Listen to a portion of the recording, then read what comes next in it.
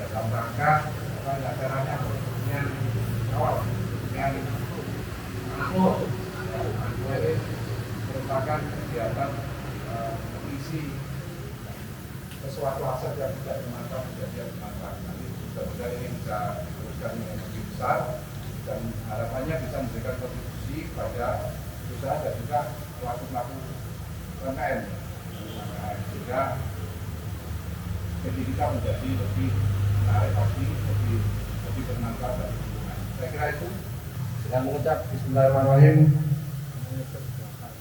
angkringan angklung kami resmikan. Bismillahirrahmanirrahim.